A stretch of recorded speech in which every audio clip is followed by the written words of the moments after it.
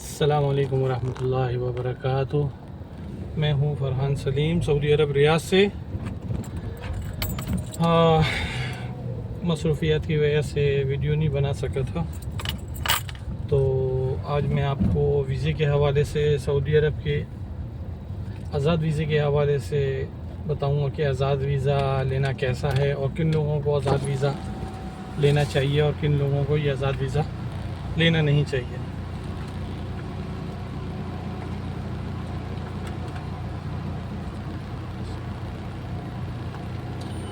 تو بیسکلی آزاد ویزا جو ہوتا ہے وہ عذاب ہوتا ہے، نام اس کا آزاد ہے لیکن وہ آج کل کے حالات کے حساب سے آج کل کے حالات کے حساب سے یہ عذاب ویزا ہوتا ہے۔ کیونکہ بہت سے لوگ یہ سمجھتے ہیں کہ ہم آزاد ویزا لیں گے تو ہم کہیں پر بھی جا کے کام کر لیں گے، تو ایسا نہیں ہے۔ یہاں کی کچھ ریسٹرکشنیں ہیں جس کی وجہ سے آزاد ویزے پہ آئے ہوئے لوگ ہر کوئی کام نہیں کر سکتے۔ ہاں، کچھ کمپنی پالیسیوں کو، سعودی عرب کی جو لیبر لا ہے اس کو فالو کرتے ہوئے ہم لوگ یعنی کہ جو بھی بندہ آزاد ویزے پر آیا ہوا ہے وہ کام کر سکتا ہے۔ اليوم 20 بس. طيب أنا عادي 20. هذا كم شيء لندن؟ 10. خلاص ادي انت مزاي ما في اشياء موجود هنا؟ ما في. العصير موجود أمس هذا. لا مشكلة فرق۔ تو آزاد ویزا لیتے ہوئے کن باتوں کا ہمیں خیال رکھنا چاہیے، تو اس کے بارے میں سب سے اہم بات یہ ہے، کیونکہ بندے نئے ہوتے ہیں اور ان کو پتہ نہیں ہوتا، وہ آزاد ویزے میں ٹرمس اور کنڈیشن ایجنٹ سے بات پوچھتے نہیں ہیں اور ایجنٹ اسی چیز کا فائدہ اٹھا لیتے ہیں۔ آزاد ویزا کسی سے بھی اگر آپ لے رہے ہیں تو جو باتوں کا آپ کو خیال رکھنا چاہیے وہ یہ ہیں کہ آپ نے ان سے پیسوں کی ڈیلنگ کرنی ہے کہ میں نے آپ کو پہلی بات پورے پیسے نہیں دینے، آدھے پیسے ویزا لگنے کے بعد میں آپ کو دوں گا اور آدھے پیسے میں آپ کو سعودی عرب اقامہ ملنے کے بعد دوں گا، نہ کہ سعودی عرب پہنچنے کے بعد۔ بعض لوگ یہ غلطی کر لیتے ہیں کہ وہ یہ ڈیل کر لیتے ہیں کہ آدھے پیسے سعودی عرب پہنچنے کے بعد، اور وہ پہنچنے کے ساتھ ایجنٹ ان سے پیسے لے لیتا ہے، بعد میں ان کو اقامہ نہیں مل پاتا۔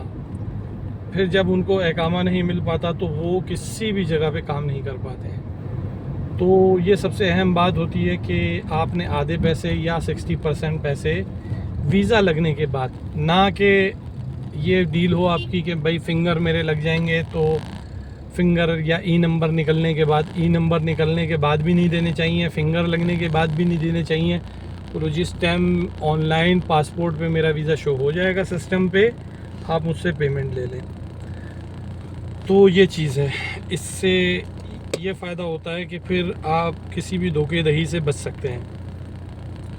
اب یہاں آنے کے بعد جب وہ آپ کو اقامہ دے دے تب آپ اس کو بقایا پیمنٹ کر دیں، لیکن اقامے سے پہلے آپ اس کو کوئی بھی پیمنٹ نہ کریں۔ اگر آپ نے کوئی بھی پیمنٹ کر دی تو آپ پھر نقصان اٹھا جائیں گے، کیونکہ پھر ایجنٹ فری ہو جائے گا، وہ اس کو آپ کے اقامے کی ٹینشن ختم ہو جائے گی، پھر آپ اقامے کے لیے اس کے پیچھے ہوگے، اس کو کال کر رہے ہوگے، وہ آپ کو آج کل کر رہا ہوگا۔ اب اقامہ ملنے کے بعد آپ کے پاس آپشن یہ ہوتے ہیں کہ یا تو آپ جاب ڈھونڈیں اور یا آپ آزاد ویزے پر ہی کام کریں۔ اب آزاد ویزے میں ایک ڈیلنگ آپ کی یہ بھی ہونی چاہیے کہ آپ اگر کفالہ نہیں اٹھواتے ہیں، ٹرانسفر نہیں لیتے ہیں، کفالے کرنے ٹرانسفر کہلاتا ہے، تو یہ چیز کی بھی آپ نے ویزا لیتے ہوئے ڈیلنگ کرنی ہے کہ میں نے سال کے اندر کفالت میں اٹھاؤں گا، ٹرانسفر اٹھاؤں گا۔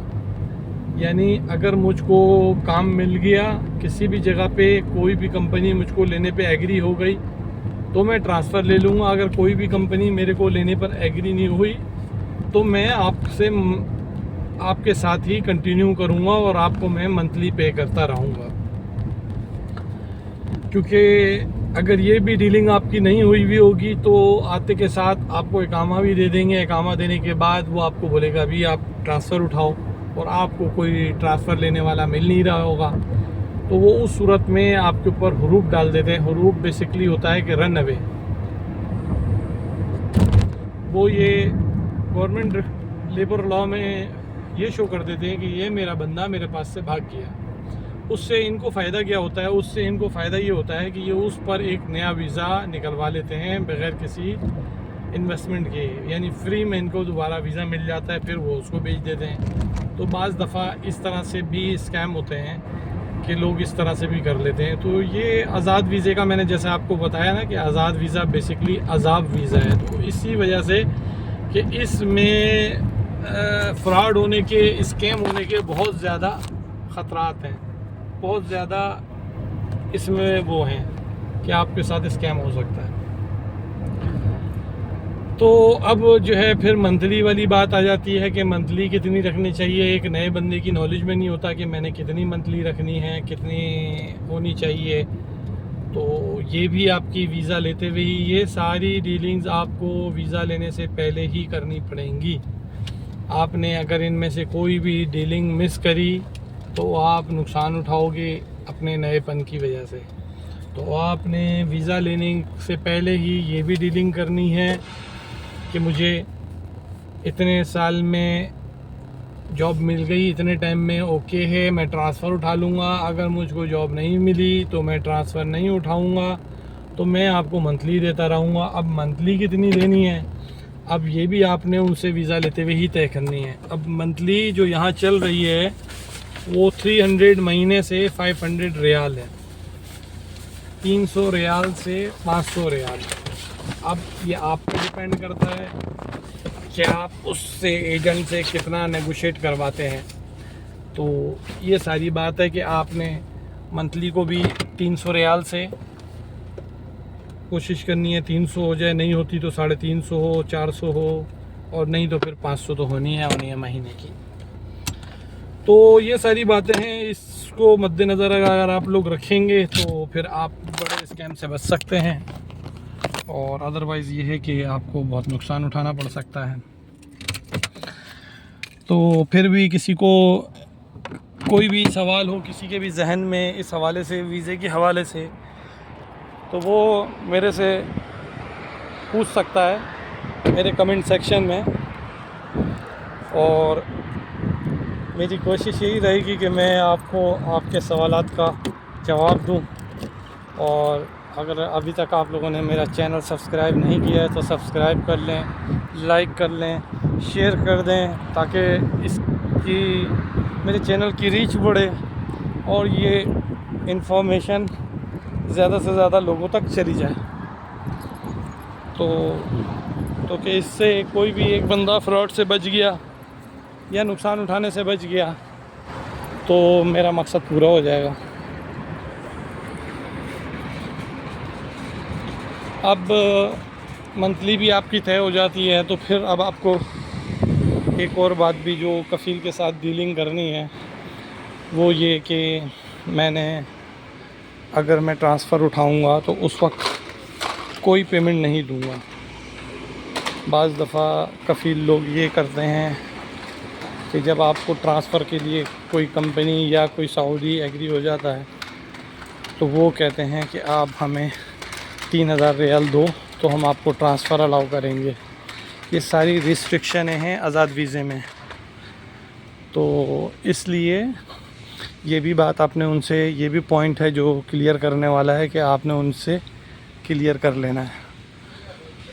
तो वही बात है कि अगर आपने इसको भी क्लियर नहीं किया तो आपके लिए ही नुकसान होएगा और आपने इसमें नुकसान उठाना है।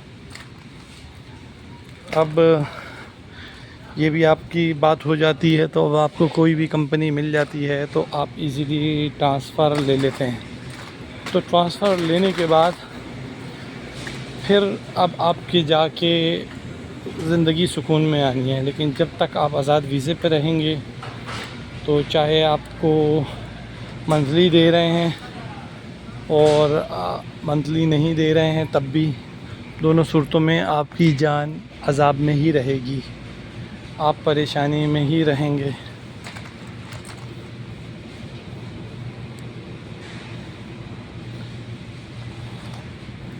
تو یہ ساری چیزیں ہیں، اگر اس کو آپ لوگ سمجھ جائیں گے تو آپ کے لیے آسانی ہو جائے گی. اب آپ کمپنی میں چلے جاتے ہیں تو کمپنی میں بھی آپ نے ڈیلنگ ان کے ساتھ اسی طرح سے کرنی ہے کہ مجھے سالانہ جو ہے وہ چھٹی دیں گے، ٹکٹ دیں گے. آپ نے وہاں پہ بھی اگر ان سے ٹکٹ کی بات نہیں کری تو بھی آپ نقصان اٹھا جائیں گے، کیونکہ آپ اگر ان سے بات نہیں کریں گے ٹکٹ کی تو وہ آپ کو نیا سمجھ کے ٹکٹ کی آفر نہیں کریں گے. وہ بولیں گے ٹکٹ آپ کا اپنا ہے.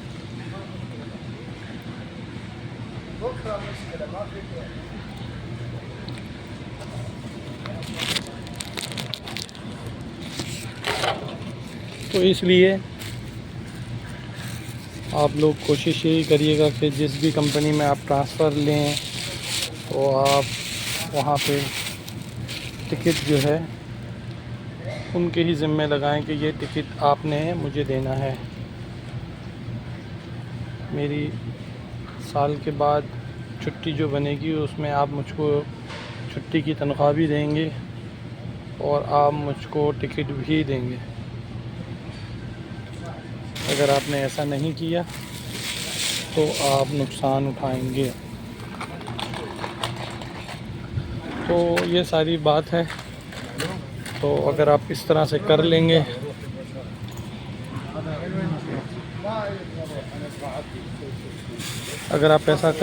تو آپ جو ہے بہتر ہو جائے گا آپ کے لیے اور آپ کسی بھی نقصان سے بچ جائیں گے.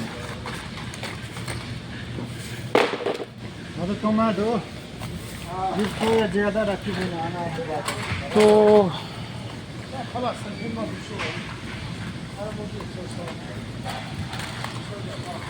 یہ ساری باتیں تھیں جو بہت ضروری تھی، اہم تھیں، اور یہ ہر نئے بندے کو جو کہ وزٹ ویزا لے رہا ہے، اس کا ویزا لے رہا ہے، آزاد ویزا لے رہا ہے، اس کی نالج میں ہونا بہت ضروری ہے.